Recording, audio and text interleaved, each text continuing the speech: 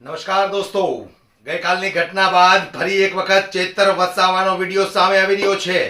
જે રીતે ચેતર વસાવા કલેક્ટર કચેરીની અંદર પહોંચ્યા અને જે રીતે કલેક્ટરને પરસેવો છૂટી ગયો છે, ચેતર વસાવાએ જે બોલવાનું ચાલુ કર્યું છે અને કલેક્ટરને જે પરસેવો છૂટી ગયો છે, ત્યાર પછી કલેક્ટરે શું કર્યું?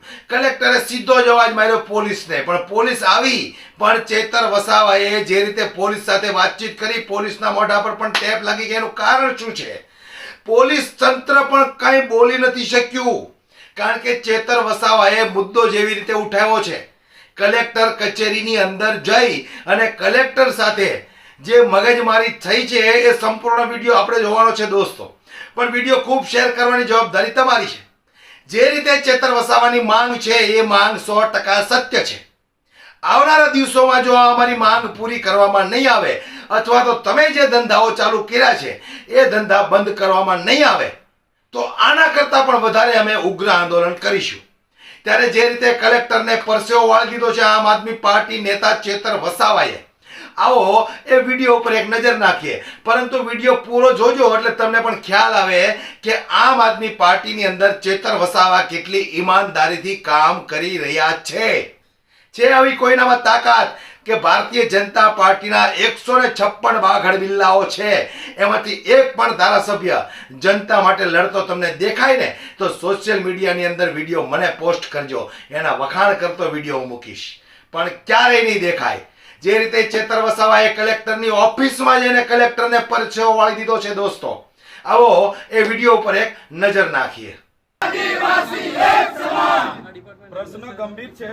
કલેક્ટર સાહેબ, એક જ મિનિટ, આપણે કલેક્ટર સાહેબ, ડીડીઓ સાહેબ, ડીઆરડી ના નિયામક અને ટીડીઓ, ડેડિયાપાડા શાકબારાના ટીડીઓ, પાંચે પાંચ તાલુકાના ટીડીઓ, પછી જ અમે અહીંથી ખસીશું, અહીંથી અમે જઈશું નહીં। એમના ડિપાર્ટમેન્ટને તમે ખાલી ના ના કોઈ ડિપાર્ટમેન્ટ ધારાસભ્ય આવ્યા છે, કોઈ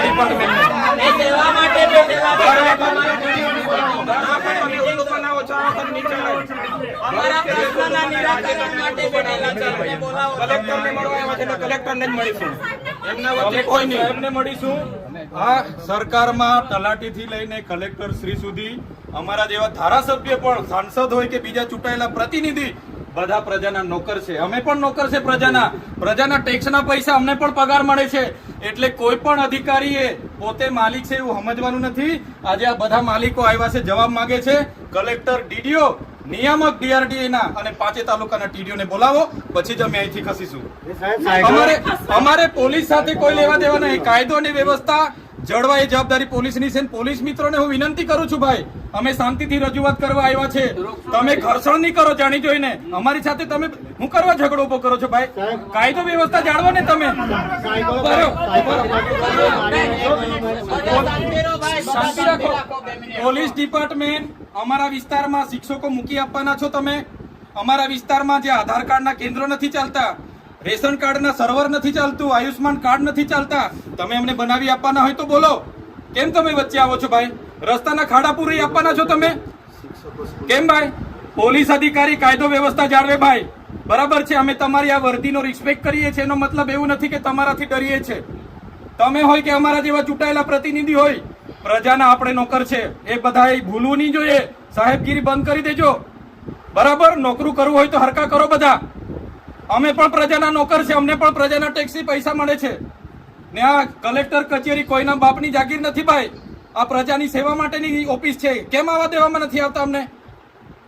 આટલો મોટો ભ્રષ્ટાચાર થયો છે, કઈ નિરાકરણ આવ્યું છે? અહીંયા ધરણા પર બેઠા હતા બોર્ડની નીચે, શું થયું?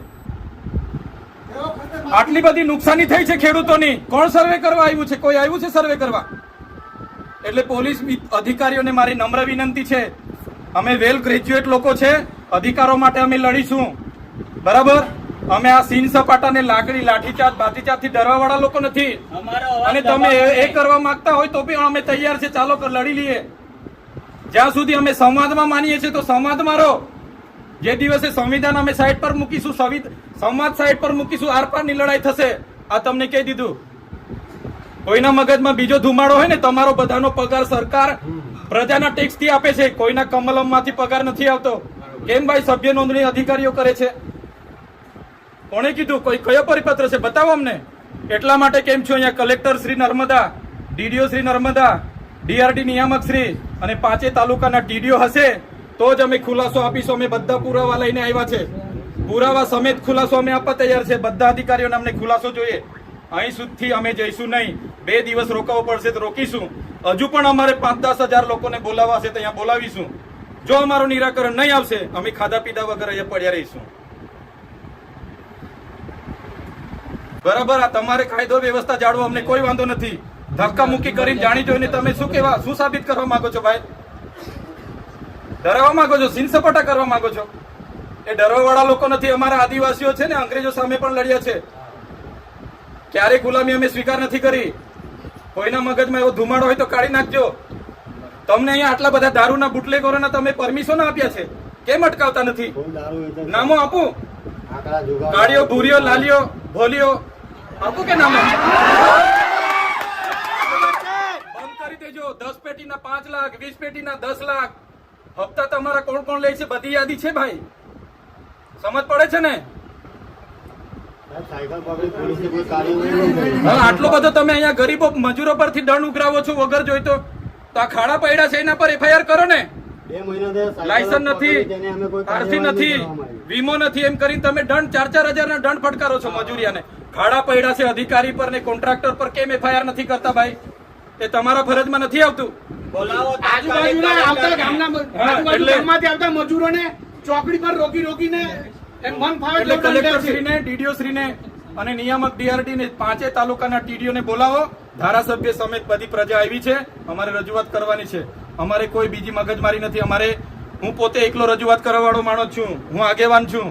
આમના વતી હું રજૂઆત કરીશ. તમે બોલાવો. કઈ રીતના ભાઈ તમે ઓફિસ ખાલી કરીને નાહી જાઓ?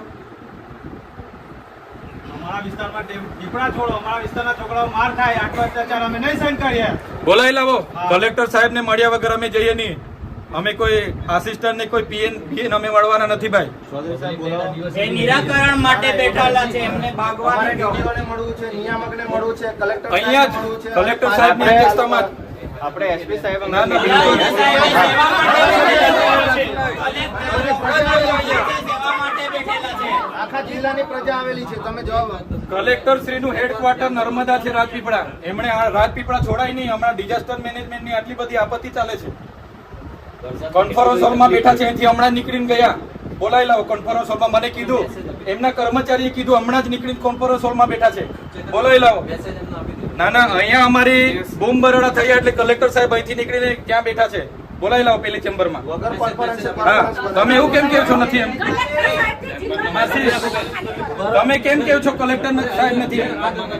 ચેમ્બરમાં નથી, હમણાં નીકળીને પેલી ચેમ્બરમાં બેઠા છે, કોન્ફરન્સ હોલમાં બેઠા છે. બોલાવી લાવો. ચાલો, મોડું થશે, પબ્લિક ભેગી થશે ભાઈ. મોદી આવે ચલો.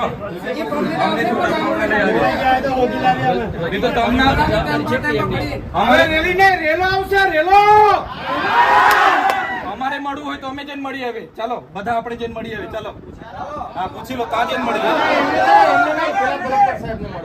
કલેક્ટર સાહેબ ને ત્યાં જઈને મળી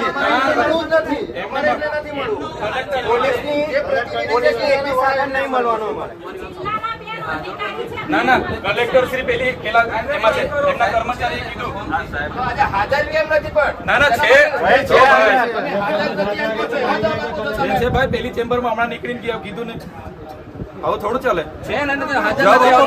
ઓર્ડર એમના પર છે તો भाजप हमसे डरती है, पुलिस को आगे करती है. भाजप हमसे डरती है, पुलिस को आगे करती है. भाजप तेरी तानाशाही नहीं चलेगी, नहीं चलेगी. भाजप तेरी तानाशाही नहीं चलेगी, नहीं चलेगी. भाजप